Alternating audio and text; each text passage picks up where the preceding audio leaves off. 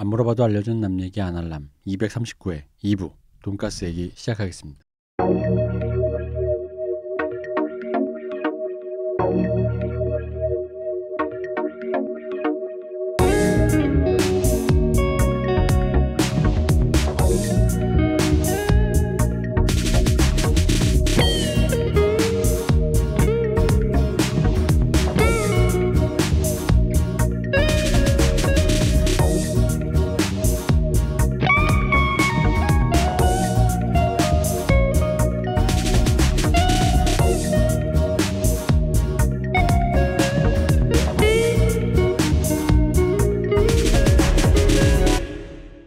안녕하십니까 박 박사님. 안녕하십니까. 안녕하십니까 박 변호사님. 안녕하세요. 네, 저희는 후원을 받고 있습니다. 여러분의 후원으로 오늘은 커피를 2잔을 먹었다. 탕평책. 아도 먹고 뜨아도 먹었다. 그렇게 되었습니다. 약간 플렉스를 해봤습니다. 냉면을 대신 커피라도 2잔 먹자. 네. 여러분의 후원 너무 감사드리고요. 저희가 시간이 없어서 바로 진행하겠습니다. 네, 그래서 돈가스는 결국 일본에 의해서 받아들인 어떤 문화. 아 이것도 웃긴데. 미국에 의해서 또 이제 받아들인 식재료와 식문화. 네. 그리고 세 번째 사람입니다. 그러니까 미국의 식재료 얘기랑 식문화 얘기를 했던 거잖아요. 식재료로서 이제 폭찹 고기와 뭐 기름과 밀가루, 그다음에 식문화로서 경양식집. 이게 세 번째는 사람입니다. 실제로 한국 돈가스 1세대들의 인터뷰 이런 걸 보면요, 미군 부대 출신이나 아니면 거기서 배웠다는 얘기들이 되게 많습니다. 도남동 온달 왕돈가스를 운영하는 홍성운의 94년 인터뷰를 보면 어릴 적 먹었던 미국식 돈가스를 표방한다. 그리고 미군 부대 앞에서 시작한 경양식집, 한미식당, 아메리칸 뭐 이런 것들도 있고요. 그리고 또 제가 볼 때 가장 결정적인 증거라고 생각했던 게 한국에 그 1세대 일본식 돈가스 갖고 오신 게 있어요. 그 저기 신사동 한성 돈가스도 있고 명동 돈가스가 제일 명동 유명하죠. 돈가스. 그 지난 녹음에서 그 얘기했던 그 걸그룹 니주의 거기부터 시작했던 그 그렇죠. 뉴 스타호텔이었나? 의인 어쨌든 의인. 화재 사건. 여기 이분의 인터뷰에 뭐라고 써있냐면 널쩍하고 얇게 튀긴 돈가스는 한국전쟁 이후 미군을 통해 전해졌다고 합니다. 도톰한 일본식 돈가스는 1880년대에 이미 일본인을 통해 소개된 적이 있지만 거짓입니다. 이분도 잘 모르시는 거죠. 왜냐하면 그때는 일본인 돈가스 없었습니다. 우리의 입맛에 맞지 않아 대중화에는 실패했다고 합니다. 일단 도톰하지도 않았습니다. 어쨌든 간에 이렇게 인식을 하고 계신 거예요. 그로부터 100년... 그게 몇 년도 인터뷰라고요? 이게 80년대 인터뷰예요. 그로부터 100년 뒤 새로운 맛을 찾는 사람들의 욕구가 커지면서 일본식 돈가스를 제공하는 명동 돈가스가 인기를 끌게 됩니다. 이렇게 인터뷰랑 지금 홈페이지에 자기 소개 글이 돼 있어요. 즉 이 일본 돈가스 역사에 대해서는 정확히 모르시지만 확실한 건 약간 반은 비하처럼 일반적으로 우리가 아는 그 돈가스는 일본계 정통 일본식이 아니라 미국에서 온 거다.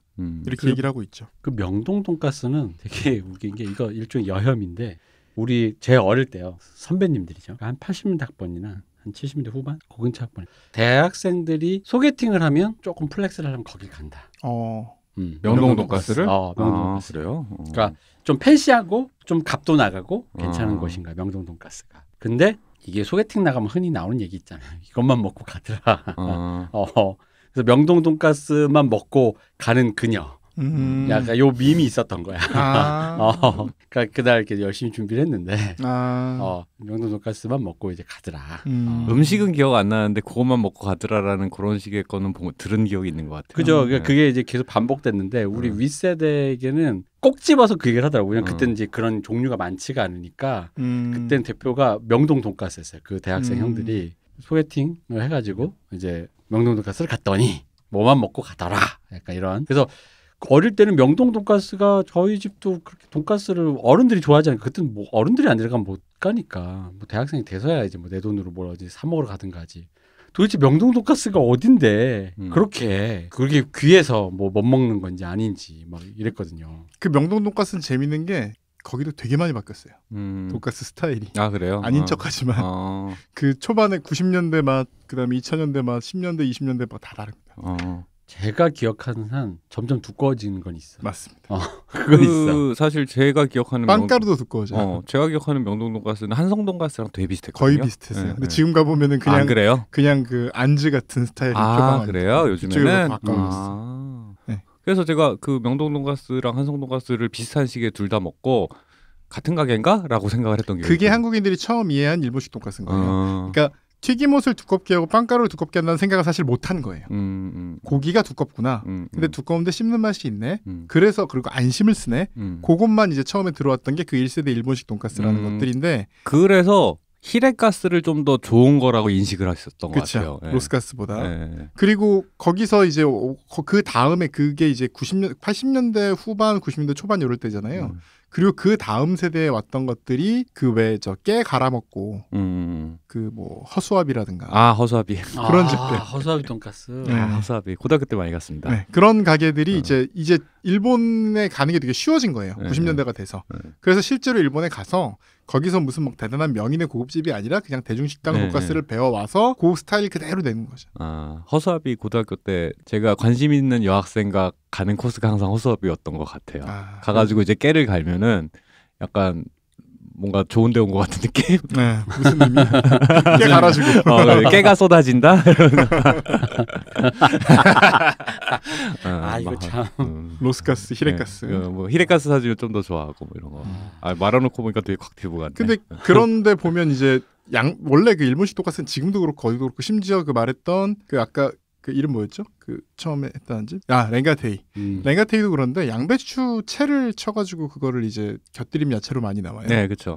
근데 우리나라 경양식집은 사실 그렇지 않아요. 우리나라 경양식집은 원래 옛날의 경양식집은 보통 더운 야채가 나왔어요. 가니시 깎기라 그래서 그 왜 이렇게 당근이나 이런 것들 이렇게 작게 깎아서 삶아서 이렇게 곁들여 나왔거든요. 그게 이제 통조림 야채로 또 대체가 되는 거고 이제 당시에 나왔던 뭐 마카로니, 콘샐러드, 더운 야채 이런 것들이 마카로니 기억나요? 네. 그거 다 이제 미군 부대에서 가장 흔하게 나오는 그러니까 미군의 급식에서 제일 흔하게 나오는 음식들인 거죠. 그리고 거기다가 후르츠 칵테일, 베이크드 빈. 맞아. 네, 그것도 베이크드 빈 후르츠 칵테일까지 기억나요. 그다음에 옥수수 통조림까지.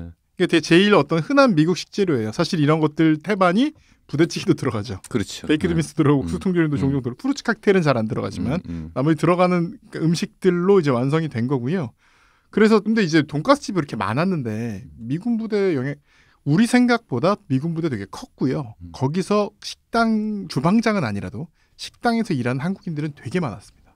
거기를 거쳐간 사람들이 되게 많았기 때문에 그 미군 부대에서 일했다는 게 군무원도 엄청나게 많았어요. 정말 어느 동네에나 미군 아줌마가 있었을 정도로 미군 부대 영향력이 크고 다 떠나서 그냥 채널이 5개밖에 없던 시절에 2번에서는 AFK이 나오던 나라잖아요, 우리나라가. 그치. 예. 정말 KBS 1, 2, MBC, EBS 4개밖에 없었는데 AFK이 나오던 나라예요. 그러니까 그 정도로 미군의 영향력이 컸고 거기서 나왔던 사람들이 되게 많았고 그 사람들이 이제 돈가스와 돈가스 소스를 이제 만들어내기 시작해서 이것이 이 인적 구성 때문에 경양식 그리고 한국식 돈가스가 생겨나기 시작합니다. 한국식 돈가스를 저는 일본식 돈가스보다 재밌다고 보는 이유가 소스가 다양해요. 소스 진짜 다양하지 않아요? 소스가 엄청 보세요. 올리는 소스가 어떤 맛도 있냐면 되게 브라운 소스 같고 하이라이스, 그 해시라이스에 있는 그런 소스도 있어요.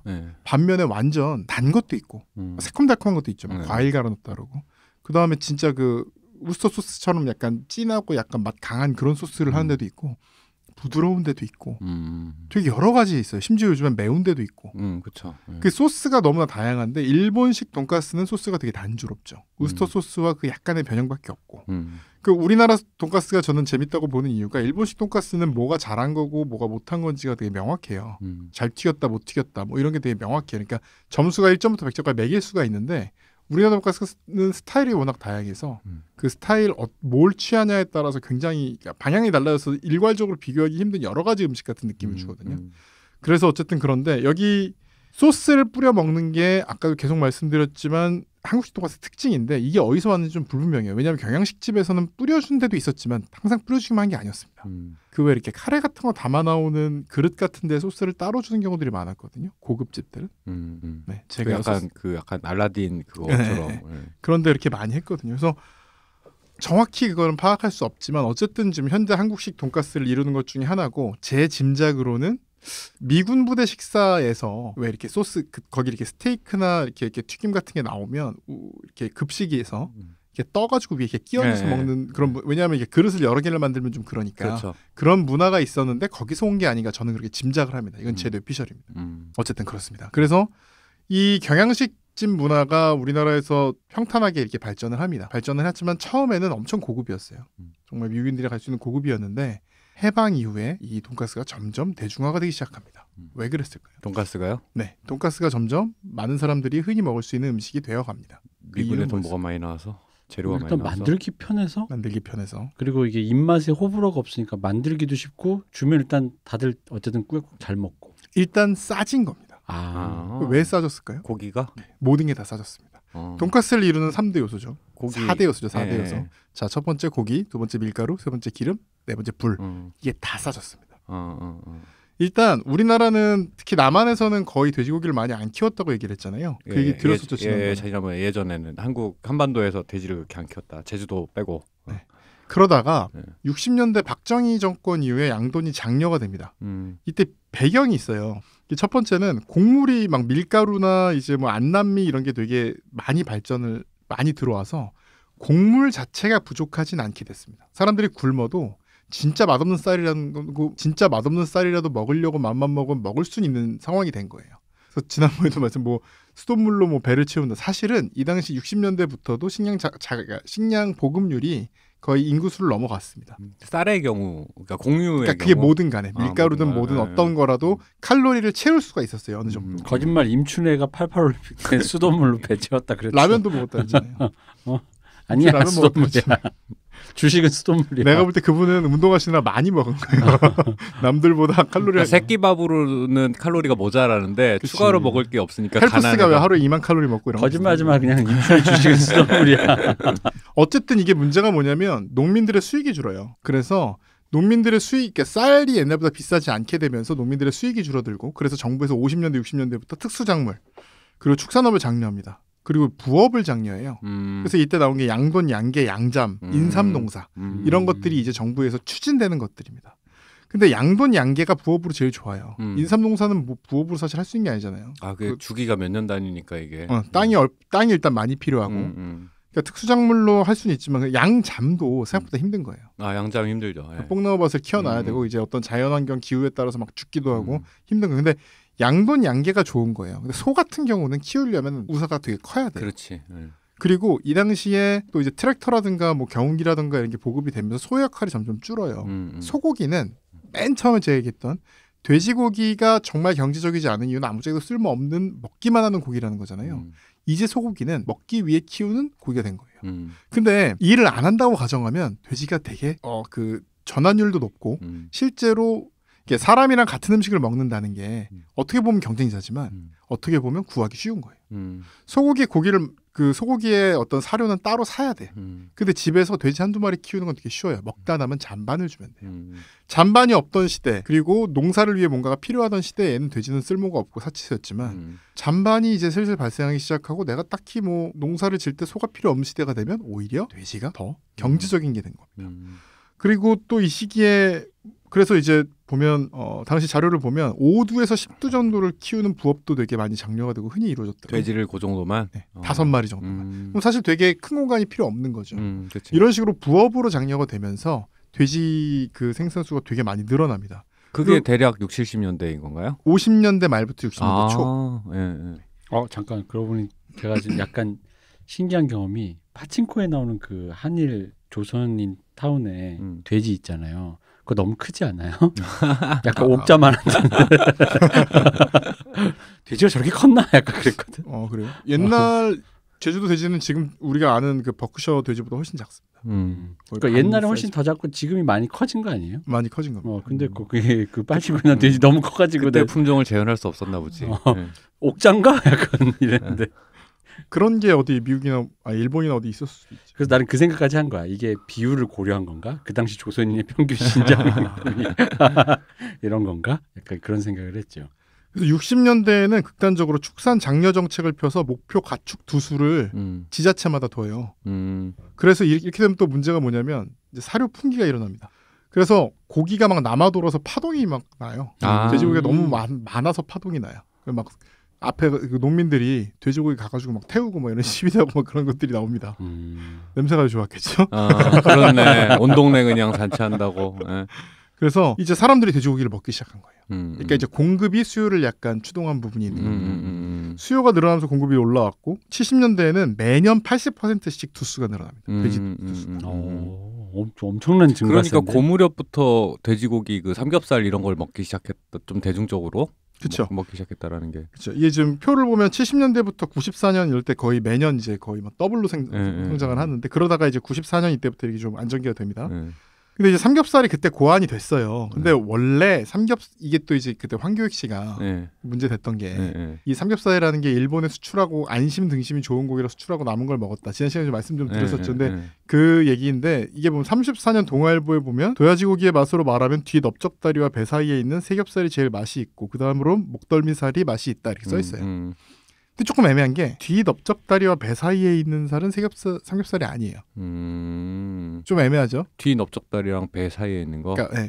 정확히 그보다 조금 더 배 쪽으로 와야 삼겹살입니다. 근데 어쨌든 새겹살이라고 하는 걸 보면 비슷한 부위라고 하는 경우가 더 많아요. 그리고 그 뒤에 이제 목덜미살이라고 하는 건 지금 현대 한국인의 두가 선호잖아요. 삼겹살, 목살. 그 뒷다리 그거는 요즘에 말하는 그 후지 얘기하는 건가요? 아니 그거보다도 앞에. 배에서 뒷다리 사이라고 하니까 하복부 정도. 그러니까 하복부죠. 하복부. 근데 거기 살을 뭐라고 하는지 잘 모르겠는데 어쨌든 우리가 아는 삼겹살은 좀 더 이게 윗배살에 더 가깝습니다. 근데 어쨌든 뭐 그게 이제 사실 기자가 당시에 모든 걸 이제 뭐 인터넷 있고 이런 시대가 아니라서 조금 이게 약간 잘못 썼을 수도 있어요. 어쨌든 이때 새겹살이라는 표현이 처음 나오는데 이때 이제 이 말들이 나오고 좀 확실한 건 어쨌든 삼겹살 내지 뱃살을 한국인들이 제일 좋아했던 게 맞지만 당시에는 삼겹살을 구워 먹는 문화는 딱히 없었습니다. 그러다가 60년대 돼지고기 소비가 늘어나는데 국물을 내거나 요리에 사용엔 좀 불리한 점들이 많았어요. 그래서 로스 구이로 먹는 방법이 고안됐고 연탄불에 고기를 구워 먹는 방식이 고안됐습니다. 예를 들어서 옛날에 이제 80년대 90년대 TV 드라마 보면 탄광촌 배경 이런 거 나오면은 목 때 뺏긴다고 돼지고기 기름 많은 거 일부러 먹는다라든가 그리고 아프면 그러니까 나 아직도 기억나는 게 시골에서 주인공이 아파서 여동생이 돼지고기를 연탄불에다 구워주는데 이제 연기니까 좀 고기가 타도 대살하잖아. 엄마가 보면 아이고 저 고기 다 탄다라고 했던 게 나 아직도 기억이 나거든요. 저 어릴 때 봤던. 그러니까 약간 뭐라 해야 되지? 그 돼지고기가 생각보다 이렇게 많이 대중화돼 있었던. 그러니까 여차하면 집에서도 일반 가정 좀 잘 못 사는 가정에서 사서 집에서 구워 먹을 수 있는 그런 급격히 거의 한 5, 6년 만에 그렇게 돼버린 거예요. 그게 80년대에는 확실히 그런 그림이 있었다라는 완전 있었어요. 80년대가 삼겹살 구워 먹는 게 대중화된 시기죠. 그리고 연탄이라는 지난 시간에 근데 연탄 얘기 했었나요? 안 했죠? 얼핏 타고 지나갔던 것 같은데. 연탄은 원래 조리용으로 만들어진 석탄이에요. 은은한 불. 난방용이 아닙니다. 연탄이 당연히 일본에서 개발이 된 건데요. 아닌가? 일본이 아니라 백제인들이 전해준 건가요? 아 그렇죠. 도레인들이. 그래야지 도자기로. 야요인들이. 도자기고 연탄으로 만든. 어쨌든 연탄은 일본에서는 원래 뭐 코타츠 난방 같은 데 제한적으로 사용하긴 하지만 일반적으로는 조리용이었어요. 조리용 화로였어요. 근데 이제 우리나라에서는 이거를 난방용으로 쓴 거예요. 그 이유가 뭐냐면 뭐겠습니까? 온돌이죠. 대충 제가 하는 얘기에서 잘 모르겠다면 온돌 그러면 돼요. 우리나라는 연탄을 가지고도 처음엔 어떻게 됐냐면 연탄을 온돌처럼 썼어요. 온돌 화로랑 똑같아요. 그치. 근데 거기에 나무 대신에 뭔가를 넣어야 되는데 그냥 어떤 조개탄 같은 좀 센 석탄을 넣으면 타버려요. 그래서 안 타게 중불로 만드는 게 핵심이었다 그랬잖아요. 연탄은 화르륵 타는 석탄이 아닙니다. 은은하게 타죠. 은은하게 타요. 그래서 거기다가 그냥 그 원래 온돌로 쓰던 그 구조에 바로 연탄을 집어넣어서 은은하게 난방을 했던 겁니다. 그래서 그 원래 한번 해야 되는데 미장을 해야 되는데 새로 해야 돼 사실상. 왜냐하면 그거는 석탄 일산화탄소가 나오기 때문에 나무랑은 연기가 다른 거예요. 그래서 그 미장을 안 하고 그 위에 그냥 덮어버렸단 말이죠. 그렇죠. 가스 중독으로 그냥 연탄가스로 그냥. 그런데 이런 형태의 연탄 아궁이는 아마 두 분은 보신 적이 없을 겁니다. 연탄 보일러는 많이 보셨겠죠. 저는 연탄 아궁이 봤어요. 연탄 아궁이도 보셨어요. 연탄 아궁이가 있던 집에도 있었어요. 진짜 아궁이? 응, 진짜 아궁이의 특징은 뭐냐면 바닥에 이제 그 장판이 맨 아래쪽은 새까매요. 맨 위는 완전 냉골. 그지. 이게 아궁이의 특징이잖아요. 역시 옛날부터 조선시대부터 살아오셨어요. 그럼요. 저는 소골도 먹여보고 저기 아궁이에 저기 집도 해봤어요. 아이고 이게 농담이 아니고 시골 가서. 아니 뭐 있었죠. 근데 그건 있었지. 제 기억이 맞으면 요리를 할 때 가스레인지 보편화되기 전에 석유골로 했던 기억이 있거든요. 맞습니다. 이제 연탄 아궁이를 쓰고 연탄 아궁이를 쓰고 그 다음에 석유골로에 음식을 하는 게 일반적이었어요. 근데 그것도 재밌는 게 석유골로라는 건 불이 세지를 못해요. 그렇죠. 예. 그냥 석유에 심지 담아놓고 그렇죠. 불을 피우는 거랑 비슷해요. 그러니까 일종의 등 비슷해요. 근데 그 약불로도 우리나라 음식들은 대부분 할 수 있었기 때문에 가능했던 거죠. 그러니까 화구를 확 나오게 하는 그런 그런 재료 그게 아니에요. 맞아요. 석유골로는. 그렇죠. 제가 처음 가스레인지를 봤을 때 그 충격을 잊을 수가 없어요.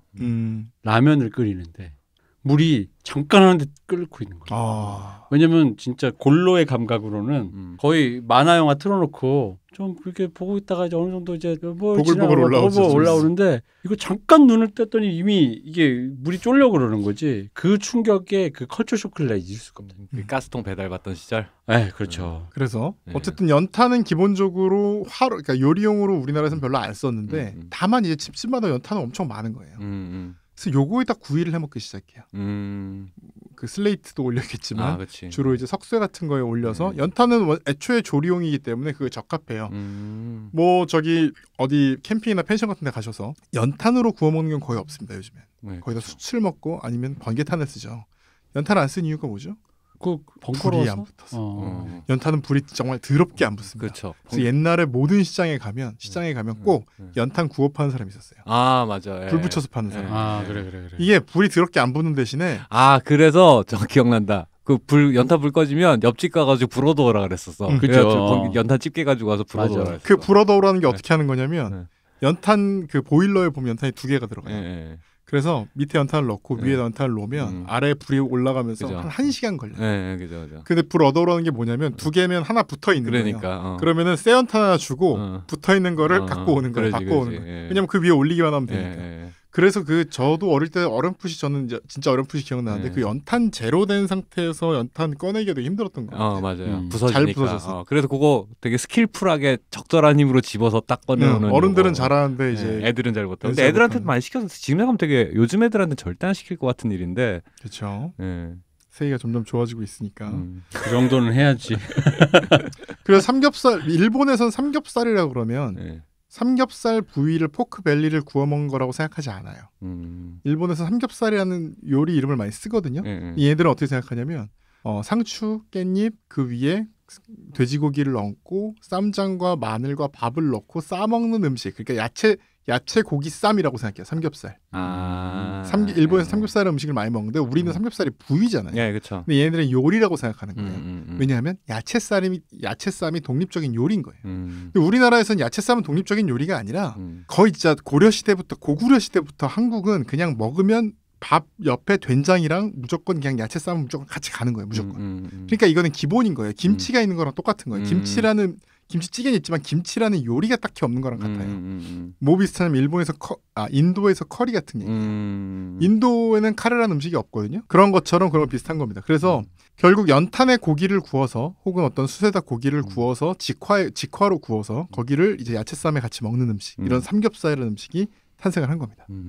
그리고 밀가루가 싸지죠. 밀가루는 60년대에 식량난을 해결하려고 안남미와 밀가루를 대량으로 들어온 것도 있고 그 전에 또 미군 부대를 통해서 대거 들어옵니다.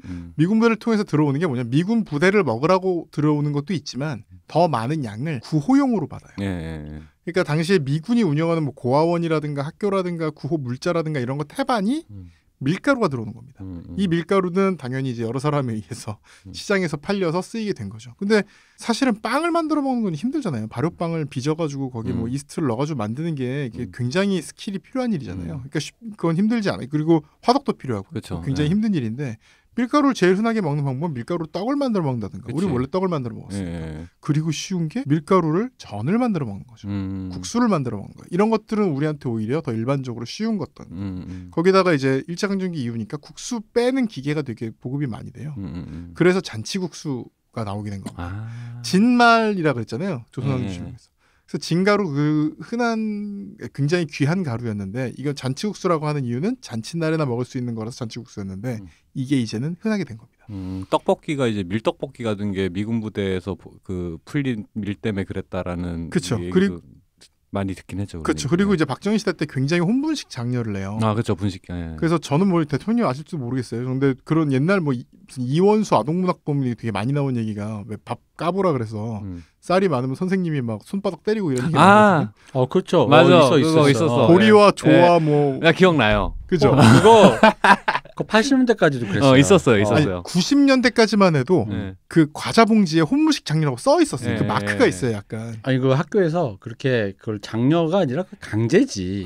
그래가지고 왜냐면은 그 각자 집에 다 취향이 있으니까. 근데 이제 옛날엔 쌀밥이 귀하다고 생각했으니까 사정이 풀리면 애를 키우는 집에서도 쌀밥을 먹고 싶은 거야. 우리 아들도 그러니까 좋은 거니까 좋은 건 먹이고 싶을 거 아니에요. 그러니까 요즘은 안 그렇지만 혼분식이 훨씬 더 뭐랄까 그런 좋은 거지. 이렇게 잡곡밥이. 근데 쌀을 했는데 학교에서 강제로 뭐 보리니 뭐니 이렇게 하라 그러니까 저희 어머니도 귀찮아 죽겠는데 일부러 굳이 일부러 이건 왜냐면 이걸 뭘 또 불리고 이게 따로따로 또 불려야 되잖아요. 그러니까 뿌리고 귀찮아 죽겠는데 이게 쌀밥이 더 좋은 건데 왜 그렇게 하는지 모르겠다면서 그 짜증내던 게 있어요. 산화제한이 남아있었듯이 오래된 거예요. 제 기억이 맞으면 저가 의식이 생긴 이후에 밥이라는 건 흰쌀밥이 아니고 보리가 항상 섞여 있었어요. 일정 분량 이상. 그래서 약간 거뭇하게 그리고 보리는 또 이제 익히면 입자도 크잖아요. 역시 갱스 오브 성남.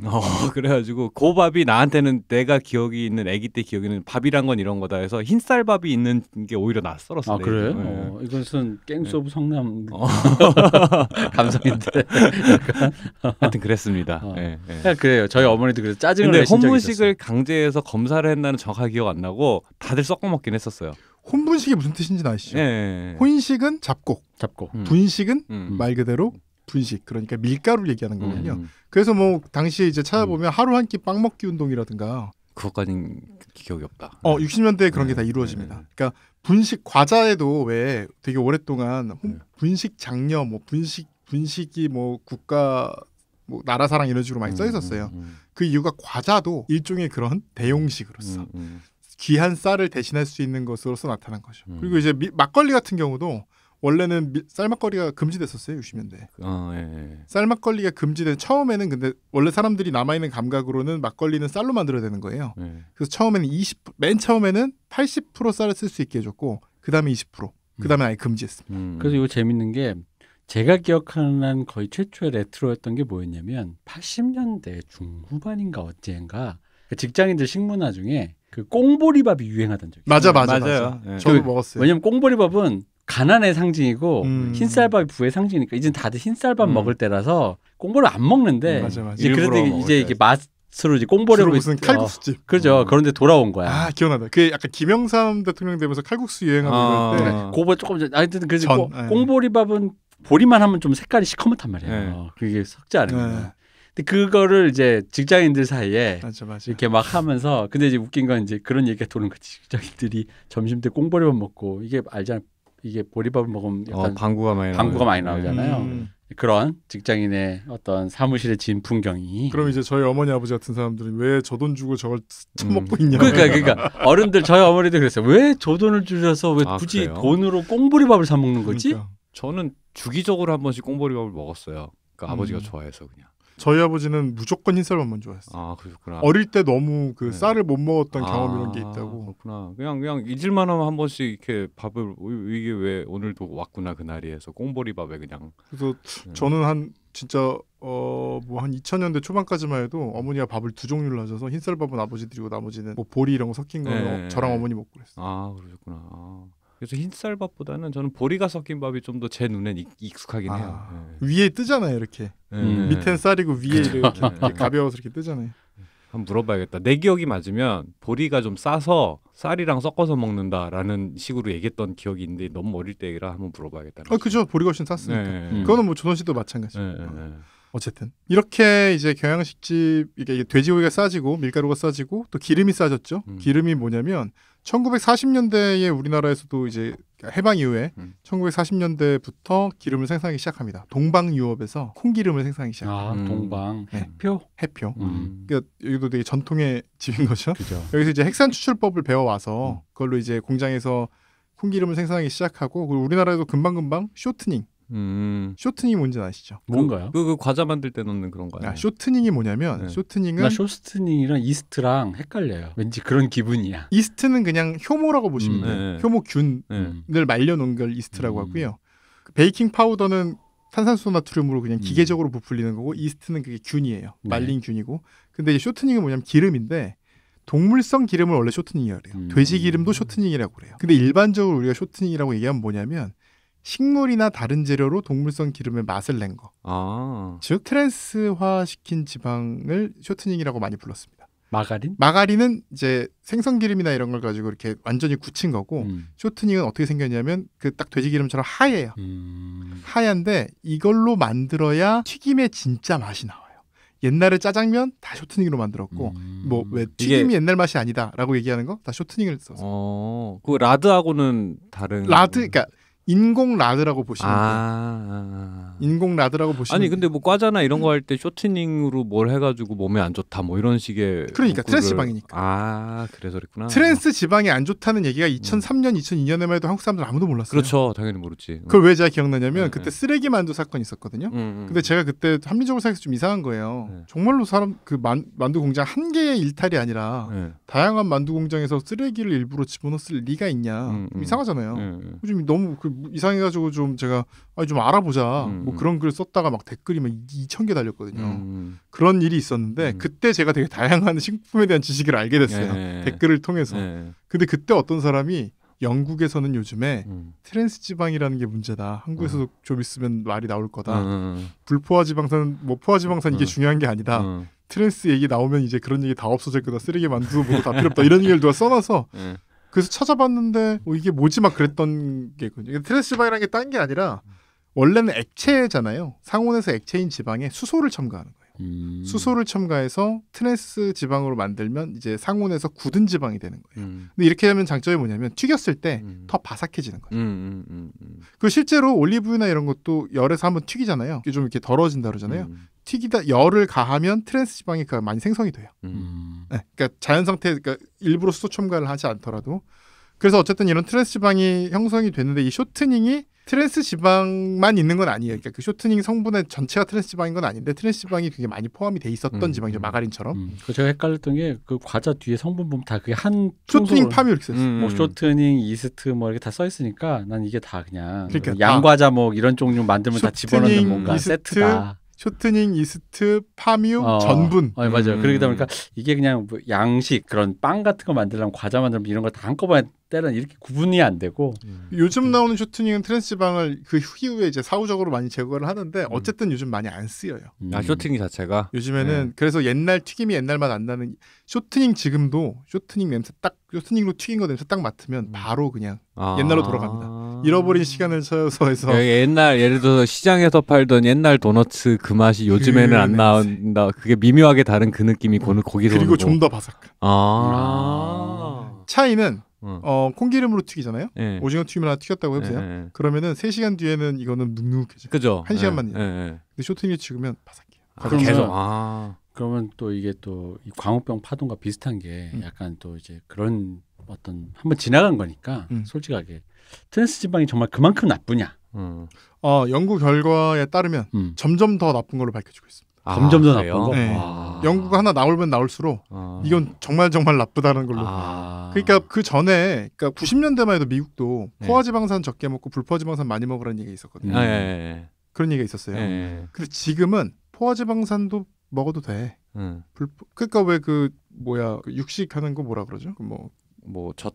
저탄고지. 저탄고지 하는 사람들 막 버터 포화지방이죠. 버터에 삼겹살 튀겨 먹고 그러잖아요. 포화지방이 중요한 게 아니야. 제일 그러니까 여기서 핵심은 심혈관 질환. 그렇죠. 동맥경화를 유발하네 뭐 이런. 심혈관 질환에 나쁜 건 지금 포화지방이 그렇게 나쁘지 않을 수도 있다 이런 게 오히려 대세가 됐고. 확실하게 나쁜 건 트랜스 지방. 그 트랜스 지방은 인공적으로 이제 수소를 첨가해서 만들어지는 경우는 더 많고 나쁘겠지만 불포화 지방산을 가열하면 트랜스 지방이 많이 생긴다는 거예요. 그래서 불포화 지방산 가열해서 먹는 건 안 좋다 이런 얘기도 많이 해요. 그래서 왜 올리브유로 뭐 튀기지 말라 그러고 그런 얘기도 거기서 나오는 거거든요. 그런 얘기도 많이 나오고 어쨌든 트랜스 지방은 가면 갈수록 점점 더 안 좋은 걸로 돼서 미국에서는 이제 쇼트닝 자체를 제가 알기로 아예 불허했나 아니면은 아예 다른 방식으로 만들어야 된다 그럴 겁니다. 이게 점점 EU도 그렇고 미국도 그렇고 점점 기준이 높아져요. 마가린, 쇼트닝 이런 거를 이제 포화지방산 비율을 점점 좀 낮추지 않으면 못 팔게 그 기준이 점점 포화지방이래. 트랜스 지방산 비율을 굉장히 낮추지 않으면은 못 팔게 바뀌고 있습니다. 맛 얘기하니까. 갑자기 궁금해서. 엄청 맛있어. 이게 뭐냐면 가짜 라드라 그랬잖아요. 예. 라드로 만들면 맛있는 거예요. 그럼요. 예. 왜냐하면 이것도 돼지 기름이든 소기름이든 소기름도 마찬가지입니다. 돼지 기름이든 소기름은 상온에서 고체인 기름으로 튀겨야 식은 다음에도 그대로 바삭한 상태, 고체인 거 비슷한 상태를 유지할 수 있는 거죠. 그래서 그 쇼트닝도 되게 발전을 하고 어쨌든 그래서 이제 쇼트닝으로 밀가루 반죽을 입힌 돼지고기에 쇼트닝으로 튀기는 그 돈가스가 발전을 했고요. 이제 급기야 80년대에 됩니다. 80년대가 되면 두 가지가 탄생해요. 한국 돈가스의 한국만의 어떤 중요한 전통 두 가지가 탄생하는데 첫 번째는 기사식당 돈가스고 두 번째는 냉동 돈가스입니다. 냉동 돈가스는 어떻게 생길 수 있었을까요? 뭐 때문에 이게 생길 수 있었을까요? 냉동? 그건 이제 유통이 일단 돼야 되는 거 아니에요? 그죠? 집집마다 냉장고가 들어가요. 집집마다 그치. 80년대가 돼서 냉장고 냉동실이 들어가게 되고 그래서 냉동 돈가스라는 게 가능해진 겁니다. 네, 그렇죠. 네, 집에서 보관할 수 있는. 네. 그리고 두 번째 기사식당 돈가스가 또 생겼다 그랬잖아요. 네. 기사식당 돈가스가 발전을 하려면 아주 중요한 조건이 있어요. 택시가 많아야지. 그렇죠. 기사가 많아야 돼요. 기사식당 돈가스의 명가라고 하면 기사식당의 명가라고 하면 일반적으로 제일 유명한 데가 성북동 그리고 남산 이 두 곳이 되게 유명하고 지금 성북동은 많이 가봤습니다. 거기는 성북동이 돼지불백 하는 돼지불백 그러니까 일반적으로 기사식당의 음식이라고 하면 돼지불백 이퀄 사실은 제육볶음이죠. 그렇죠. 돼지불고기 뭐 돼지불백 그렇죠. 그리고 두 번째가 국밥 조선국밥 이렇게 팔기도 하고 뭐 우거지 국밥 설렁탕 국밥 세 번째가 돈가스. 맨 처음에 얘기했던 이슈 남자가 좋아하는 세 가지 음식 전 세계 음식 문화의 종언 트리니티 뭔가 근대 음식 문화의 정점인 것 같다라는 이런 식으로 쌍다리 식당이 실은 그런 것이었다. 여기 이 성북동 이 지역을 보면 그냥 성북동이 아니라 지금으로 따지면 이제 지난 시간에 얘기했지만 경신고 과학고 뒤에 넘어가는 뒷골 간송미술관 있는 쪽이잖아요. 맞아, 그게 한성대 입구역에서 내려서 올라가도 되고 거기가 그 당시에도 이미 번화가였던 대학로 바로 옆이에요. 걸어도 5분 10분이에요. 그치만 거기만 넘어가면 그냥 갑자기 시골같이 그렇죠. 되는 그런 곳이에요. 지금도 좀 약간 그런 분위기죠. 갑자기 막 그 길 넘어가면 되게 신기할 정도로 공기가 약간 추워져요. 맞아요. 상공기 내려오고 그 성균관대 후문 쪽 그리고 거기를 쭉 따라서 언덕으로 올라가면 이제 삼천각까지 그렇죠. 올라가고 글로까지 올라가 뒤로 가면 북악 스카이웨이 있고 뭐 이렇게 되는 거죠. 그래서 그렇게 가는 길이면서 그러니까 기사 입장에서 보면 번화가랑 가까워야 금방 출동할 수 있는데 번화가 한가운데 주차하기도 힘들고 그리고 기왕이면 먹을 거면 좀 공기 좋은 데가 좋죠. 그렇죠. 그런 조건 두 군데 맞는 곳이 성북동과 남산이었던 겁니다. 일단 성북동 말씀드리면 여기 1970년대에 성북동 돼지갈비집이 생겨나요. 여기가 이제 돼지굴백을 파는 곳이었거든요. 이때부터 여기가 완전 그 가게가 아직도 있죠. 그렇죠. 있죠. 여기가 그때부터 택시기사들이 밥 먹으러 오는 동네가 됩니다. 그래서 이 당시 90년대 보면 서비스로 밥 먹는 동안 세차해주고 식당 내부 화이트보드에서 개인 택시 매물을 팔고 이런 일들이 일상적으로 일어납니다. 그러니까 옛날에 인터넷 게시판 없잖아요. 그러니까 이거를 파는 게 개인 택시 매매가 가장 많이 이루어졌던 게 기사식당입니다. 화이트보드에 써놓는 거예요. 그래서 70년대 근데 이제 이렇게까지 갑자기 돈가스가 이제 뭐 돼지불백이고 뭐고를 밀어내고 갑자기 기사식당의 왕좌가 된 이유는 그 전까지 경양식당에서 파는 미국 문화의 고급 문화로 여겨졌지만 사실상 재료는 쌌기 때문에 아까 맨 처음 얘기했잖아요. 소비자들의 구매력이 올라가고 또 아까 하나 들 얘기했다. 뭐냐면 불이요. 이때 차이가 뭐냐면요. 70년대, 60년대, 70년대를 거치면서 가스가 보급됩니다. 그렇죠. 석유골로를 집에서 쓰지만 업장에서는 이제 가스를 쓰던 시작이 되고 80년대 중반이 되면 서울에서는 LNG가 들어옵니다. 그렇죠. LNG 그 가스통 배달, 가스 배달. 가스 배달이 LPG. LPG인가? 네, 도시가스가 LNG. 도시가스가 80년대부터 있었다고요? 네. 80년대 중후반부터 시작됩니다. 그래서 LPG만 해도 석유골로에 비해서 훨씬 싸요. 근데 LNG가 들어오면 이거는 그냥 가격이 상대가 안 돼 버리는 거예요. 그리고 편의성도 상대가 안 되게 되는 겁니다. 그리고 이제 양돈 좀 다 싸졌잖아요. 80년대가 되면 사실 돈가스를 막 팔아먹을 수 있는 어떤 여건이 딱 이제 형성이 된 거예요. 그런데 이 상황에서 기사가 늘어납니다. 86 아시안게임 88 서울올림픽 계기로 택시 면허가 2배, 3배로 증가해요. 그리고 이들이 먹기 위한 기사식당들이 막 발전하는데요. 이때까지 대표 메뉴가 돼지불백과 우동이었거든요. 국밥도 있지만. 근데 돼지불백은 연탄불에 굽고 막 연기 나잖아요. 그렇죠. 그러니까 산 밑에서밖에 못 팔아요. 근데 이건 그런 게 안 나. 그냥 불만 있으면 돼요. 우동 아니고 가락국수 아닌가? 가락국수 맞습니다. 근데 가락국수란 말이 우동이란 말을 순화하기 위해서 그렇죠. 나중에 나온 말이고. 근데 저희 아버지가 계속 가락국수라고 표현하셨어요. 되게 옛날 사람인데도. 그러니까 그게 이제 강남 스낵카의 중심은 우동, 가락국수. 고속도로 휴게소와 강남 스낵카는 가락국수. 그지. 휴게소는 우동이지. 성북동 이런 데서 파는 건 이제 스낵카는 그 스낵카 실제로 기억나세요? 스낵카 왜 이렇게 버스 안에다 네. 기억나죠. 스낵하는 잘 지금 생각해보면 조리 공간이 충분치 않아요. 그래서 막 돈가스를 튀겨 팔고 뭐 돼지 불백을 하고 이럴 수 있는 공간이 아니죠. 네. 제가 아직도 기억나는 게 저랑 아버지랑 작은 아버지랑 부산을 가는 길이었어요. 기차를 타고. 제 아버지 증언에 가면 옛날에는 역사에 잠깐 쉬잖아요. 그게 되게 길었대 자기들 말로. 맞아요. 우동 한 그릇 먹고 올 시간이 됐어요. 바로 그 얘기를 했어요. 가락국수 한 그릇 먹을 수 있다. 그러면서 갑자기 너 안 먹을래? 해서 저는 그때 입이 짧으니까 안 먹어 그랬더니 이제 자기 아버지 삼촌이랑 작은 아버지랑 둘이 먹고 오겠대. 갔더니 짧아져가지고 나오자마자 입천장을 띄고 한 젓가락 먹고 뛰어오신 거야. 그래서 야 이럴 수가 있냐 이러면서 막 화를 냈던 그 80년대 초반에. 자, 좀 이따 서울역 그릴 얘기도 시간이 있으면 드릴 텐데 서울역 옛날에 새마을호에는 식당 칸이 다 있었대요. 근데 되게 비쌌어요. 그 금액을 제가 찾아봤는데 지금 감각으로는 거의 바깥에 레스토랑 가격의 3-4배 한 거예요. 엄청 비싼 가격이었던 거예요. 그래서 사실은 휴게소나 역에서 먹는 거지 그 열차 안에서 먹는 건 옛날에도 비쌌고 지금은 그렇게 뭐 식당 칸 이제 코로나 때문에 다 없어지고 이렇게 됐지만 지금 우리가 기억하는 식당 칸 KTX 이후에는 그렇게 비싸지 않았거든요. 조금 비싸죠, 조금. 근데 그 전에는 정말 비쌌더라고요. 그리고 주로 양식 막 이런 거. 그랬겠죠. 이제 성북동에서 87년에 금왕 돈가스, 서울 돈가스, 오박사 돈가스가 같이 생깁니다. 87년. 되게 의미심장합니다. 86 아시안 게임, 88 서울 올림픽의 중간. 그 가게 3개 아직도 그 과학고 뒤편 그 언덕바지에 이렇게 3개 아직도 이렇게 붙어 있는 그 가게들이. 네, 그리고 금왕 돈가스는 아래로 내려갔어요. 그랬나? 네, 조금 아래로 내려가서 주택 같은 데로. 지금 뭐 분위기 아주 좋아요. 무슨 패밀리 레스토랑 같아요. 그러니까 거기 있고 그렇게 해서 그 따라서 성북동 가는 길 쭉 따라 올라가면은 거기 이제 쌍다리 그 불백집 있고. 맛의 차이가 있는데 금왕 돈가스는 소스가 되게 담백해요.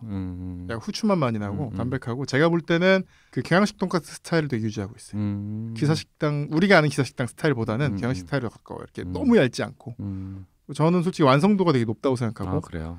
오박사의 돈가스는 소스가 달아요.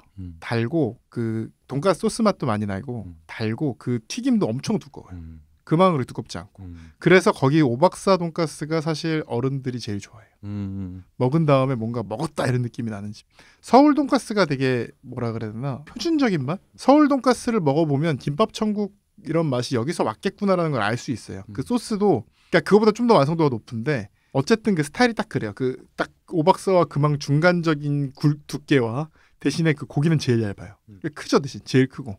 그 다음에 그 소스가 되게 그렇게 막 오박사처럼 막 달고 이러지도 않고 금왕처럼 이렇게 수수하지도 않고 브라운 소스 맛에 그 돈가스 소스 맛에 살짝 단맛이 더해진 것 같은 맛이. 그 세 집이 다 특색이 있으니까 한번 저는 이제 하루에 다 먹고 왔는데 한번 가보시죠. 아마 제 기억이 맞으면 다 한 번씩은 가봤을 건데 제가 별 관심이 없어서 맛을 구분해서 기억을 못하고 있을 것 같아요. 제 생각에는. 이 기사식당 돈가스의 특징이 있는데요. 첫 번째는 경양식 돈가스보다 더 얇게 펴니다.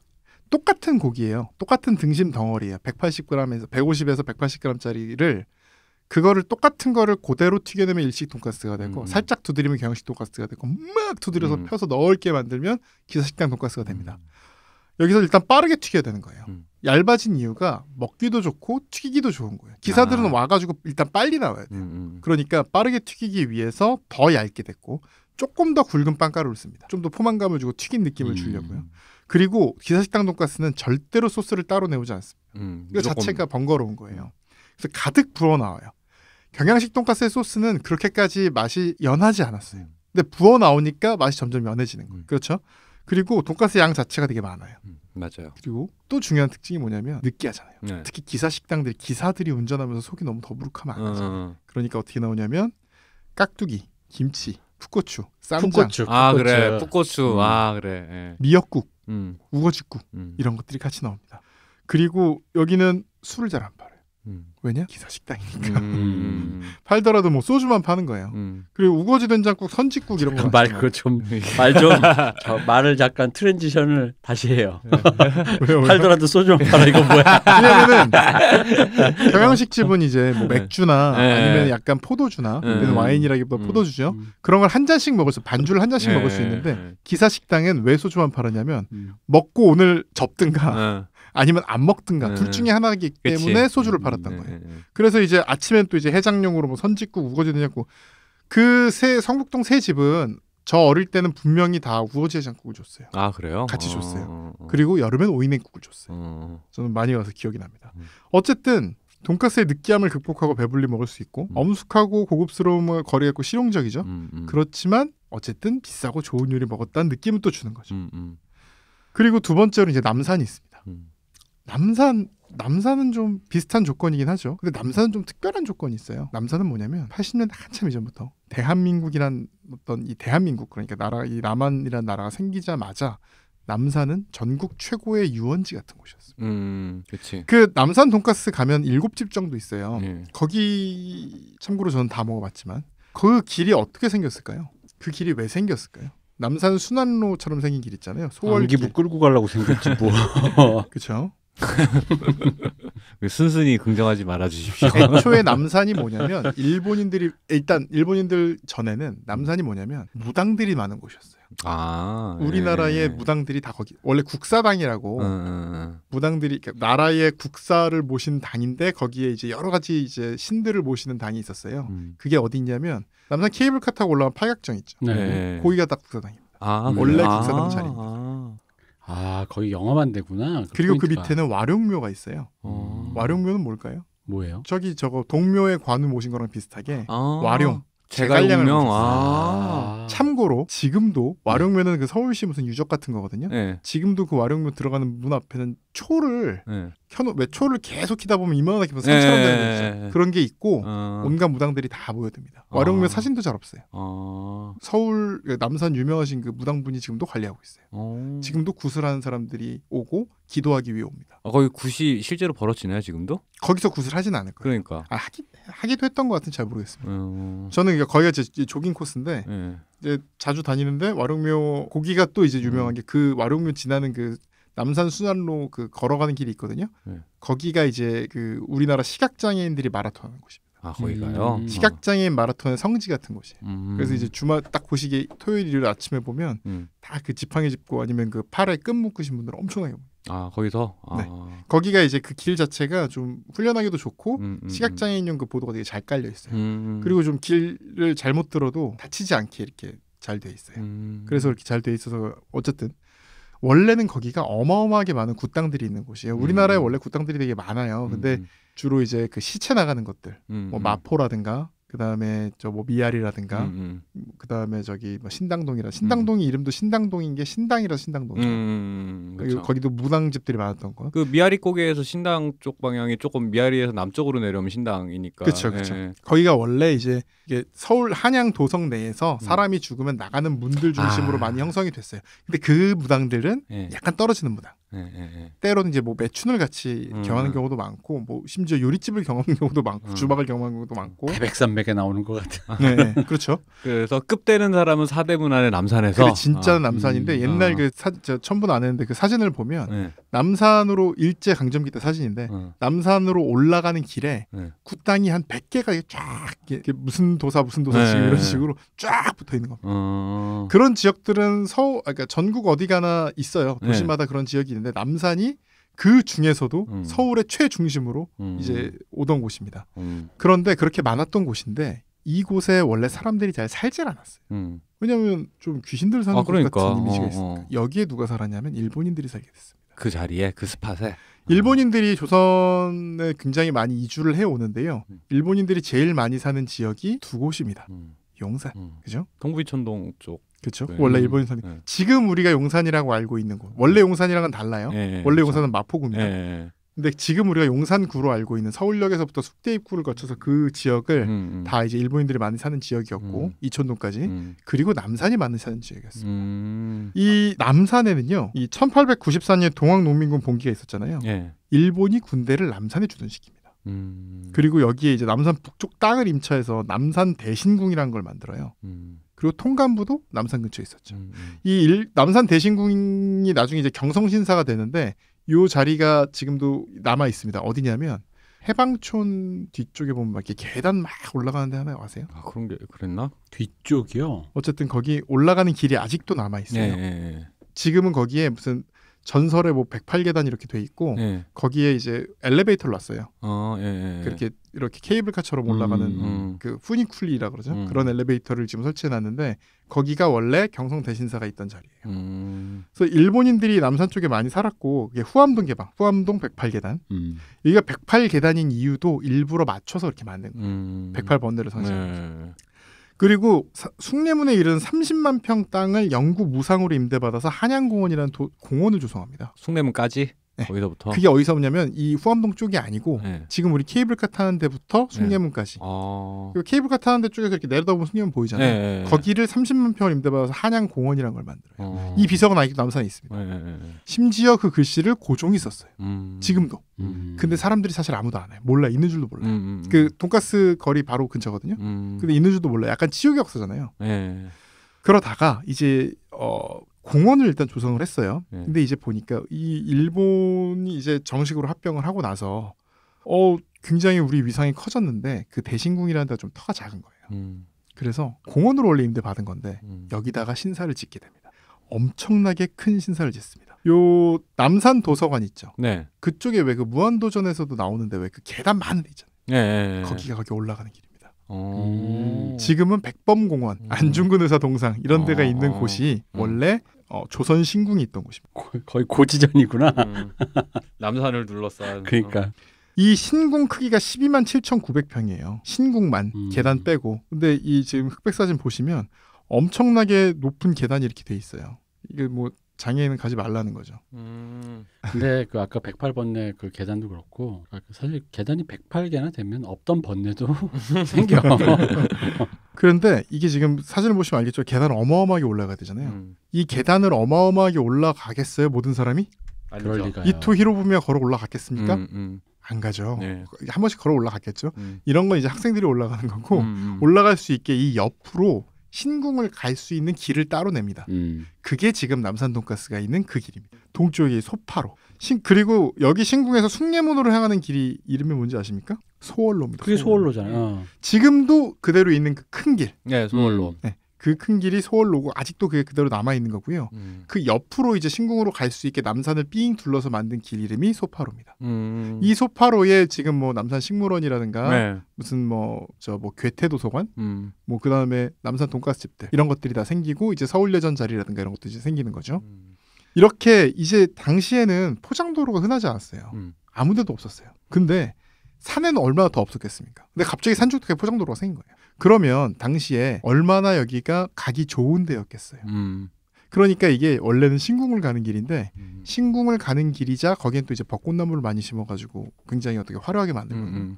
신궁을 가는 길이자 사람들이 약간 유원지처럼 된 거예요. 남산이 엄청난 유원지가 된 겁니다. 이 길 때문에. 지금도 소월로는 뭐 사실 소월로는 밤에 새벽에 지금 기준으로 4차선으로 만든 거예요. 네, 이 그렇죠. 당시.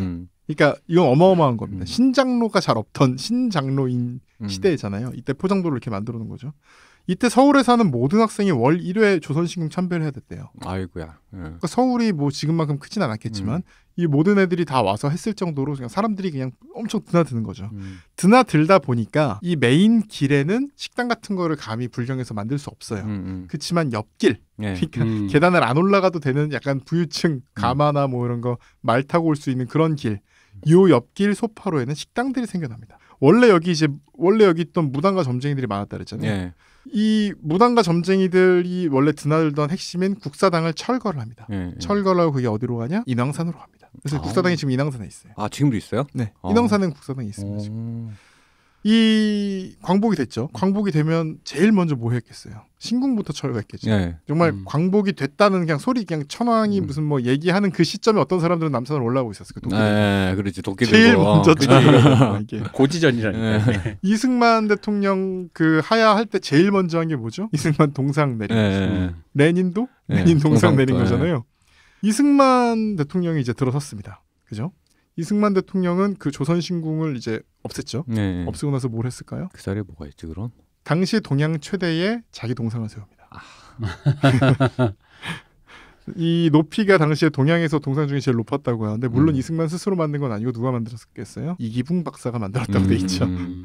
어쨌든 여기를 이제 큰 동상을 만들고 동상을 여기는 일단 길이 일단 제일 잘 닦여 있는 곳이고 이승만 대통령 동상도 있고 그다음에 옛날처럼 좀 신앙적인 것도 아니잖아요. 여긴 정말 대놓고 최고의 유원지가 됩니다.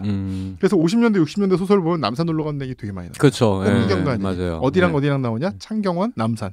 두 개가 거의 이제 최고의 유원지처럼 된 거예요. 그 종로에서 어차피 사대문 아니니까 그쵸. 종로에서 걸어가기에도 딱 거기가. 그렇죠.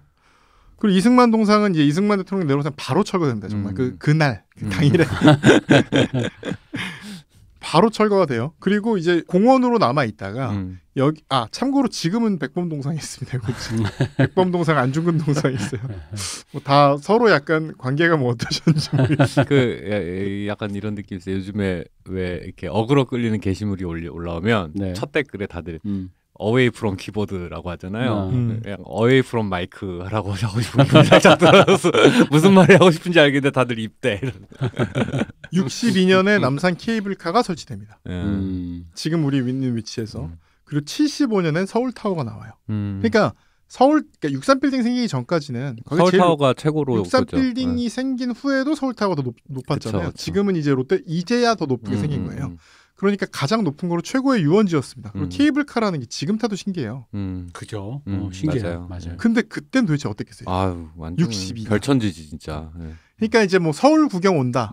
그러면 나중에 우리 어릴 때는 63빌딩이랑 한강 유람선이죠. 이때는 무조건 남산인 겁니다. 아니 근데 성남에서 살던 입장에서는 그 서울 왔을 때 남산타워가 보이는 순간에 바로 여기가 서울이구나 이게 있어요 진짜로. 그리고 뭐가 있냐면 남산타워가 제일 먼저 보이고 그 다음이 뭐냐면 1호 터널 딱 지나면은 종로 빌딩 숲이 이렇게 싹 들어오잖아요. 1호 터널 동안 안 보이다가 딱 넘어가는 순간 눈앞에 펼쳐지는. 그게 되게 임팩트 있어요.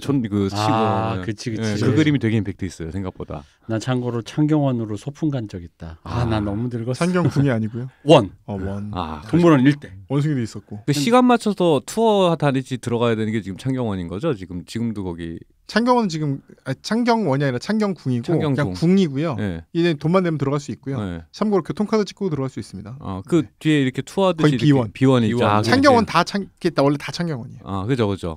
그 모든 게 다 창경원인데 여러분 창경궁 한번 가보시면 진짜 이거를 왜 유원지로 만들었는지 알 수 있어요. 제가 작년 가을에 가보고 약간 아니다. 올해 봄에 가보고 벚꽃 폈을 때 가보고 좀 깜짝 놀랐어요. 정말 좋아요, 진짜. 저 돈 내고 한번 들어가 봤는데 진짜 좋더라고요. 그게 이제 뭐 영빈관인가 무슨 그 유리로 만든 건물 있잖아요. 거기 지금 식물원으로 쓰고 있는 그 건물도 너무 멋지고.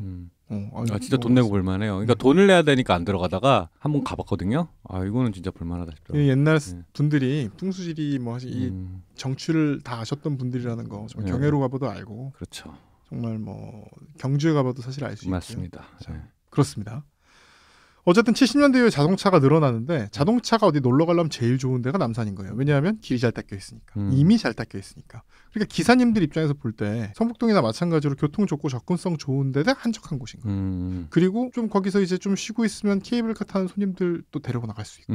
이런 점이 좋았던 거예요. 그래서 원래 그 케이블카 승강장 바로 옆에 남산 설렁탕이라는 집이 1970년대 초반에 들어섭니다. 이 집이 되게 유명했다가 3년 전쯤에 이제 남산 1번지 왕돈가스가 됩니다. 돈가스의 그 웨이브를 이겨내지 못하고 설렁탕집이 없어지고요. 여기는 원래 그 중국 대사관이 있던 자리예요. 중국 대사관이 있던 지금도 자리. 그 영사관 그 무슨 사택 같은 게 있어요. 그래서 여기는 중국 음식도 많이 발달합니다. 기사 식당과 중국 음식이 같이 공존하는데 명동 바로 위니까.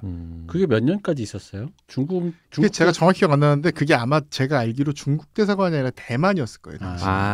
그래서 우리 한중 수교하면서 대만과 단교하면서 그때쯤에 이렇게 뺐던 걸로 저는 왜냐면 제가 기억하는 중국 대사관은 우리 그 명동에 거기도 있고 그거잖아요. 그 갈아뭉고 있는데 얘기하실래요? 네. 거기 신기한 게 참 지금 생각하면 웃긴 거기서 거리가 정말 가까워요. 그죠? 가깝죠. 정말 엄청 가까워요. 가깝죠. 그 중국 대사관 앞에 수입 서적 지금은 이제 거의 흔적만 있는 수입 서적이 쭉 있었잖아요. 맞아요. 그 당시 대세가 수입 서적이 주로 이제 전공하는 언니 형들이 뭐 이렇게 누나들이 사는 그런 책들 아니면 미술 서적 아니면 대부분 일본 서적이었잖아요. 일본 만화책, 일본 뭐 그런 건데 지금 생각하면 그래. 중국 대사관 앞에서 일본 책을 팔아. 그때 뭐 참 재밌어. 대만이었으니까 원래. 대만은 뭐 일본. 그지. 맞네. 일본하고 비슷하게 있으니까. 이렇게 해서 남산이 이렇게 발전이 됐고 그리고 나서 이제 기사 식당들이 되게 많이 생겨나요. 순두부집이라든가 국밥집이라든가 생선구이가 많이 생겨나는데 요 집들이 이제 90년대가 되면서 87년에 확립된 성북동 기사식당 돈가스 스타일을 가져와서 90년대쯤에 돈가스 집들이 됩니다. 그럼 뭐 생긴 것도 얼마 안 그럼 됐네. 어릴 때 아버지가 데리고 가서 남산에 돈가스 먹었다 이 얘기가 생각보다 그렇게 오래된 얘기가 아니네요. 92년 이후라고 그러니까, 하죠. 예. 자, 근데 이게 또 얼마 전에 되게 논란이 됐어요. 예. 이게 원래 남산 돈가스 집이 있는데 예. 그 남산 돈가스 집에 있던 임차인으로 있던 사람을 몰아내고 집주인이 그걸 다 차지했다. 원조를 다 차지했다. 다 거짓말이다. 이래가지고 뭐 난리가 한번 났고 참고로 그때 그 집이 이제 101번지 남산 돈가스인데 그 집 101번지 남산 돈가스라는 집은 지금 뭐 맵이나 이런데 어디 이게 아예 리뷰가 나오질 않아요. 하도 욕을 많이 해서. 근데 저는 그래서 이게 막 원조 논쟁하고 원조 돈가스라는 집이 좀 약간 내려간 데 있어요. 근데 그래서 뭐 원조를 거기에 지금 요즘 엄청 장사가 잘 되고 있거든요. 그래서 그런 얘기를 듣고 근데 제가 좀 이해가 안 됐던 게 그래서 제가 역사가 언제인지 찾아봤거든요. 근데 92년이래요. 92년 너무 이상한 거예요. 그러니까. 왜 이상하냐면 87년하고 92년 또 달라요. 예, 그치. 92년은 어떤 시절이냐면 서태지가 데뷔한 해죠. 서태지가 데뷔하면서 냉동 돈가스를 웬만한 집에서 튀겨 먹는지 해고요. 심지어 엘머 하우스, 뭐 굿프렌드 이런 프랜차이즈 뭐라고 광고했겠습니까? 특별한 경험이나 기술이 없어도 소자본으로 창업할 수 있다. 프랜차이즈가 생기겠다. 이렇게 광고를 하던 시점에 그러니까 이때는 87년에만 해도 약간 고급이란 느낌이 남아 있었는데 92년엔 진짜 전 국민이 아무나 먹을 수 있는 음식이 된 거예요. 이때 돈가스가 생겼다 그래서 원조라는 게 의미가 있나 싶은 거예요. 아 그렇네. 그러니까 원조일 수도 있죠. 근데 너무 돈가스가 너무 흔해진 음식인 거고. 잠깐. 강한 놈이 살아남는 게 아니라 살아나오는. 근데 그 논리대로면은 왜 옛날 원조를 얘기하면서 지금 있는 집을 엎어요? 강하니까 이제 원조. 어쨌든 그래서 이게 지금 엄청난 그 5년 전 87년에는 누가 전영록과 주현미, 90년에는 신수훈과 서태진 거예요. 그러니까 정말 엄청나게 많은 게 변화한 시기란 말이죠. 그러니까 제가 너무 이상해서 좀 찾아봤습니다. 이 가게들마다 제가 가서 인터뷰도 좀 해보고. 해봤는데 결론은 그겁니다. 여기서 제일 먼저 생긴 돈가스 집은 92년에 생긴 1992 남산 왕돈가스라고 지금 영업하고 있는 집인데요. 네. 그 집이 처음이 아닙니다. 그 집은 남산 돈가스의 원조가 아닙니다. 제일 먼저 개장한 건 1978년에 촛불이라는 레스토랑이에요. 여기는 기사식당 돈가스가 아니고 경양식 집이에요. 테이블이 8개밖에 없었고요. 여기는 슈니체를 가까운 전형적인 쉘로우 프라잉하는 경양식 돈가스 집입니다. 그리고 밀가루 버터에 볶아서 루라 그러죠. 루를 만들어서 스프와 소스를 따로 만든 집입니다. 아직까지 있었으면 한번 가보고 싶다. 있습니다. 아 진짜요? 아직도 그럼 그 메뉴도 유지하고? 없습니다. 지금 거기는 프로포즈 레스토랑이에요. 메뉴는 전혀 다르고요. 전혀 그 전통은 전혀 이어지지 않았는데 이게 뭐냐면 이 촛불이란 집이 사실 뭐 이주일 씨의 무슨 뭐 매니저가 그 운영하기도 하고 그 왜 서세원 씨가 여기서 프로포즈했다고 또 나중에 유명해지기도 하고 이 촛불이란 집이 그러니까 굉장히 산 어귀에 있는 고급집이었던 거예요. 그리고 또 뭘 생각해야 되냐면 남산타워가 아까 70년대에 생겼다 그랬잖아요. 남산타워에서 돈가스를 팔았어요. 남산타워 안에서? 남산타워 안에 고급집이 있었던 거예요. 스카이라운지 쪽에. 지금 우리 전망대 있는 쪽에 고급 식당이 있었고 거기서 돈가스를 비싸게 팔았어요. 그러니까 거기서 돈가스를 비싸게 파는 거 아래에 촛불이라는 경양식집이 있었고 거기서 꽤 비싸게 팔고 나중에는 그 이주일 씨 매니저가 했을 땐 공연도 막 하고 그래요. 그 작은 집이지만. 그런 경양식집인데 막 경영이 안 됐다가 좀 망해서 몇 년 닫고 막 이렇게 부침이 있었습니다. 부침이 있다가 93년에 장경순 남자분입니다. 장경순 대표가 이 가게를 인수해요. 근데 93이잖아요. 아까 그 집은 다른 집은 92년에 생겼다 그랬잖아요. 이미 80년대 후반에 기사식당이 막 발전해서 이 근처가 기사식당 돈가스집으로 성업하게 된 그 시점 이후의 가능성을 보고 장경순 대표가 인수를 한 거예요. 장경순 대표가 촛불에서 인수를 해서 만들어 판 돈가스는 그때 초반엔 모르죠. 근데 최소한 2000년대 이후에 이 집에서 파는 돈가스는 전형적인 기사식당식 돈가스를 팝니다. 차이점은 뭐냐면 가게 분위기가 좀 더 레스토랑스럽고 좋고 두 번째는 메뉴는 그래도 경양식 메뉴를 약간 유지하고 있고 세 번째는 스프 맛이 오뚜기 스프가 아니라 그렇게 경양식 스프였다는 거. 외에는 더 얇아지고 더 두꺼워집니다. 그러니까 고기는 더 얇아지고 반죽은 더 두꺼워지고 그리고 이제 소스를 올려주고요. 그런 스타일로 팔게 됩니다. 그리고 2000년에는 이 집이 산채집이라는 집을 열어요. 장경순 대표가. 산채집이라고 이제 처음에는 막걸리랑 그 뭐 비빔밥 이런 걸 파는 집으로 바로 옆에 여는데 여기서 사람들이 이제 오면 돈가스 달라 그러는 거예요. 그러니까 촛불에서 튀겨가지고 상켓집으로 배달을 했습니다. 그렇게 팔다가 지금은 산채집에서 돈가스와 산채나물 비빔밥을 같이 팔고요. 촛불이라는 가게는 프로포즈 레스토랑으로 운영을 하고 있습니다. 참고로 이 장경순 대표의 가족들이 또 운영하는 집으로 그 남산 올라가다 보면 목멱삼방이라는 가게가 있어요. 아십니까? 모르겠습니다. 그 남산에 좀 올라가다 보면 약간 한옥 같은 거 하나 있어요. 그 아까 제가 말한 와룡묘 근처에 거기서 목멱삼방이라는 가게가 있고 거기서 이제 비빔밥집인데 그것도 이 가족이 운영합니다. 수완이 좋으신 분들이에요. 네, 어쨌든 저는 직접 인터뷰를 다 했고요. 그래서 원조가 아니다. 원조인데 원조라는 말이 무의미하다. 그때쯤 되면 왜냐하면 이미 스타일 자체가 남산 돈가스의 스타일이 새로운 게 하나도 없어요. 87년 성북동 돈가스의 스타일을 그대로 답습을 한 겁니다. 완벽하게. 뭐 고추 주는 거랑 같이 무슨 고추 주고 무슨 저 뭐 쌈장 주고 이런 것까지 다 이제 답습을 한 거고 이 집에서는 돈가스를 파는 집이 아니라 원래 다 20년 전부터 기사식당인데 기사식당으로 핫한 메뉴가 있다더라 해서 이미 92년 전에도 원조라고 얘기하는 92년이라고 자기들 얘기하는 집 이전에도 그 기사식당 메뉴 하나로서 돈가스를 다 팔았습니다. 그러면 92년 이 집이 원조라고 한 이유는 뭐냐? 이름에 돈가스가 들어간 첫 집입니다. 남산 돈가스란 이름을 쓴 집은 이 집이 처음입니다.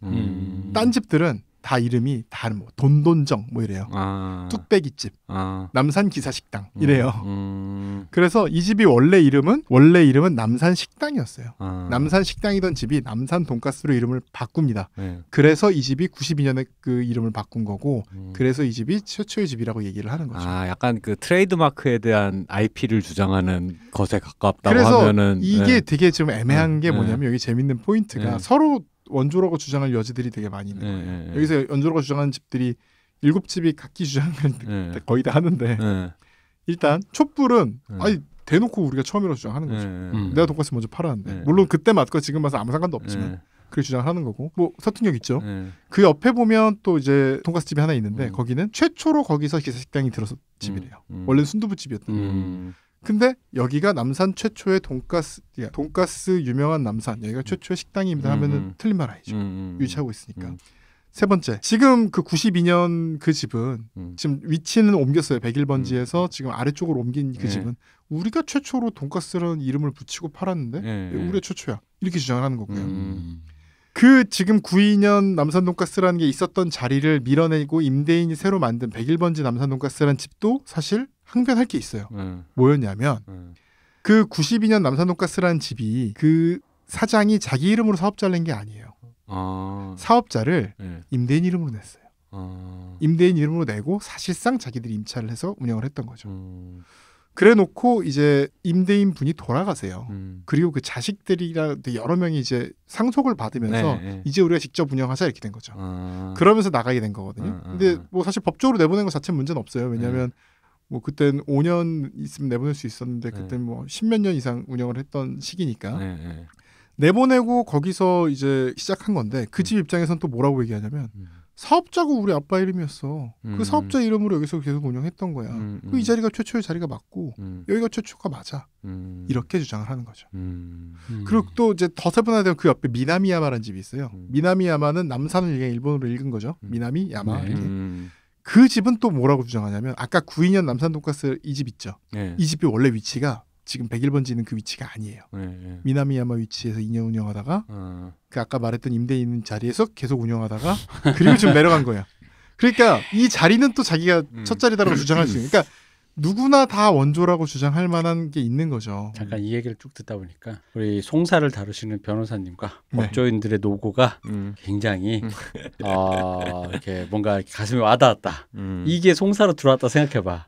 갑자기 이분들의 그 이해관계를 쭉 그냥 듣기만 해도 저 지금 듣는 순간 한숨이 나오면서 세계 평안 요원하다.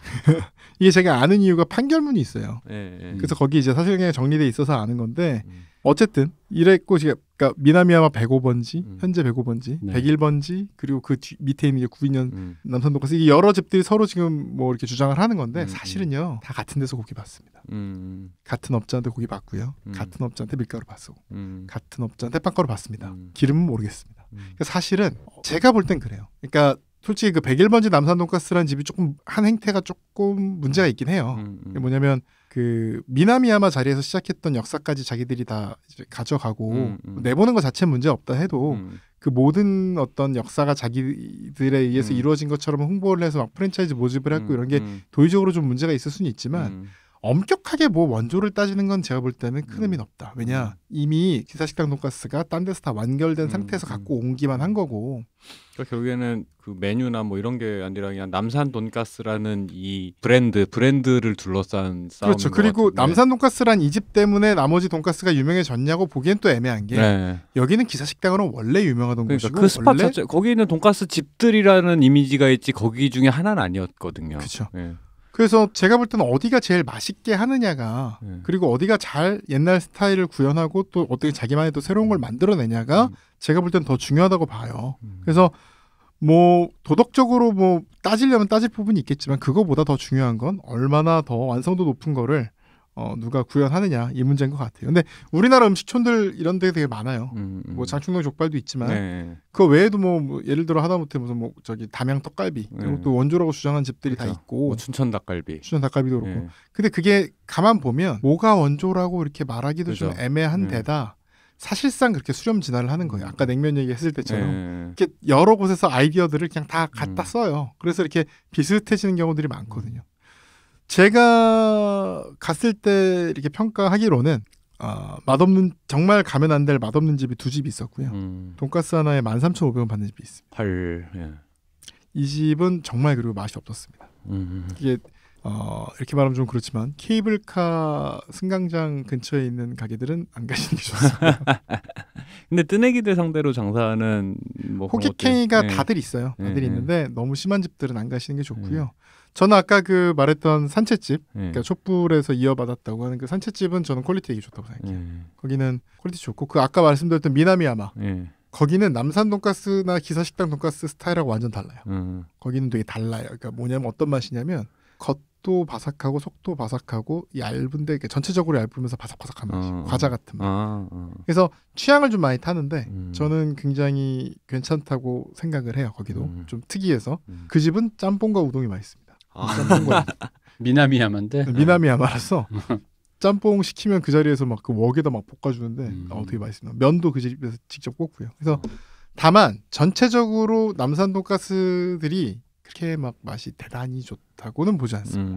그러니까 일부러 막 돈가스 찾아갈 정도로 좋다고 보지 않고요. 특히 그 아까 원조로 했던 92년 돈가스 있잖아요.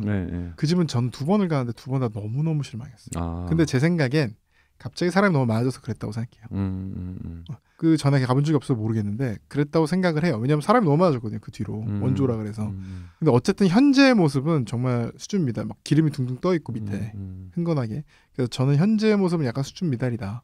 근데 원래부터 그랬던 건 아니라고 믿고 싶고 다시 뭐 이제 그런 캐파가 늘어나면 좀 좋아지지 않을까 이렇게 생각을 하고 있어요. 어쨌든 제가 이 돈가스 얘기를 하고 싶은 건 하려고 했던 건 한국식 돈가스는 일본 돈가스가 커 보이게 진화한 물건도 아니고 일본 돈가스를 한국화한 것만이라고도 볼 수 없고 일본 돈가스로 처음 돈가스를 경험한 한국인들이 미군 부대의 조리 방식과 재료와 어떤 조리 방법 같은 걸 받아들여서 미국화했고 이걸 결국 또 한국식으로 간소화 대중화한 음식이라고 생각합니다. 그래서 이 한 접시에 일본과 미국과 한국이 모두 담겨 있는데 다 담다 보니까 제일 원조였던 유럽이랑 비슷해진다는 게 재밌는 포인트예요. 그러니까 돌고 돌아 원조로 돌아간 것 같은 그런 모습이 참 재밌고요. 옛날에 트로트 얘기할 때도 그런 얘기 했었잖아요. 여기 되게 많은 게 들어있잖아요. 트로트에 뭐 경기 민요도 들어가 있고 일본의 서구에서 참조했던 음악, 서구의 음악 거기 요즘으로 가면 뭐 사실 아모르 파티 이게 뭐 트로트 EDM이지 수많은 것들이 트로트란 이름 안에 묶여놔요. 그래서 어떤 지난번에 커피 얘기 때도 했고 그 전에도 얘기를 했지만 그 뭐 한국의 기후와 지형, 역사적 경험, 일본의 영향, 미국의 영향 그 위에 한국인들이 어떤 만들어낸 것들 이게 지금 현대 K를 구성하는 것들이고 돈가스 하나를 먹을 때 이 안에 일본이 얼마 들어있고 미국이 얼마 들어있고 한국이 얼마 들어있고 이런 것들을 생각해낼 수 있을 거라고 생각을 합니다. 그래서 지금 현대 한국의 장점은 전통과 근본이 있지만 없다는 거라고 생각하거든요. 그렇죠. 고궁이 있지만 전통이라면 마땅히 따라야 할 불편한 점들은 없어요. 굉장히 간편하고 깔끔하지만 하지만 전통이 아예 없지도 않습니다. 그래서 또 얼마 전에 그 장애인들 시위도 정치적인 얘기지만 생각해 보면 저는 의미가 있다고 생각하는 게 우리나라 지하철만큼 그러니까 일본 지하철 가보면 우리나라보다 엘리베이터 훨씬 적습니다. 네. 그러니까 물론 이제 유럽 같은 데 훨씬 잘 돼 있는 데도 많지만 우리나라 지하철이면 엘리베이터가 되게 급격히 빠르게 많이 설치되고 있는 곳 중에 하나입니다. 아직도 장애인들한테 불편하지만 그래서 그 시위를 뭐라고 한다기보다는 저는 우리나라 지하철이 그러니까 그 속도로 보면 장애인 친화적인 지하철이 엄청 됐다고 생각하고 앞으로 더 빨라질 거라고 생각해요. 그래서 지금은 굉장히 부족하지만 10년, 20년 뒤에는 전 세계에서 장애인들이 가장 이용하기 편한 지하철이 될 거라고 거의 저는 확신합니다. 그 속도가 우리나라 엄청나게 빠르기 때문에. 맞아요. 항상 한국은 뭔가가 문제가 있어라는 말을 되게 긴 시간 동안 관성적으로 하는데 어느 날 정신 차려 보면 그거에 해당하는 문제가 거의 99% 사라져 있는 그런 식의 발전 과정을 되게 많이 밟는 것 같아가지고.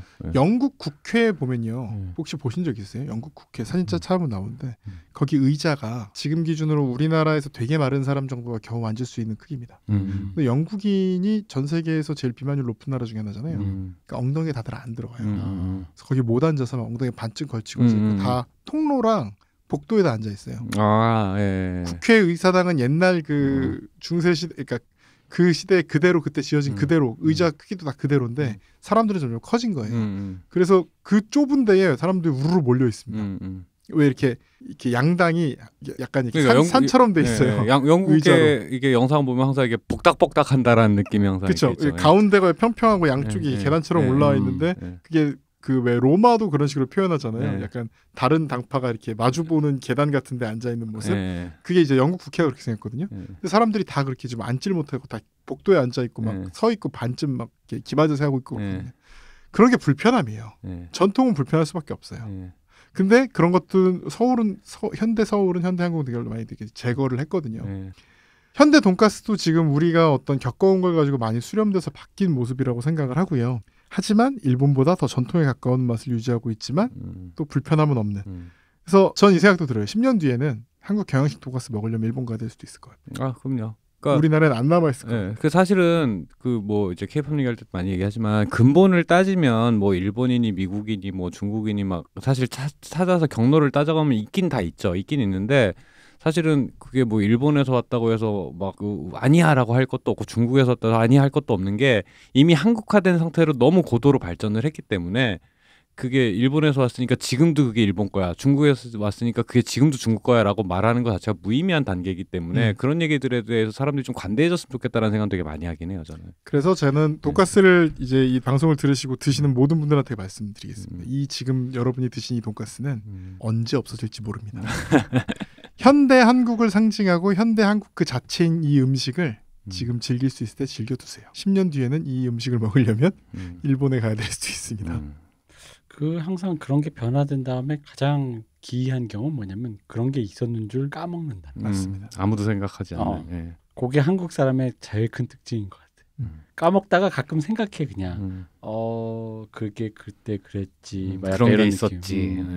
저는 아직도 6살 때 아버지가 큰맘 먹고 크리스마스 이브 데려간 유네스코 빌딩 스카이라운지 돈가스 맛을 아직도 기억합니다. 너무 충격적이어서. 근데 원래 사람의 이제 좋은 그러니까 사람의 좋은 어떤 행복 이런 거는 다 기억을 통해서 또 생겨나는 거잖아요.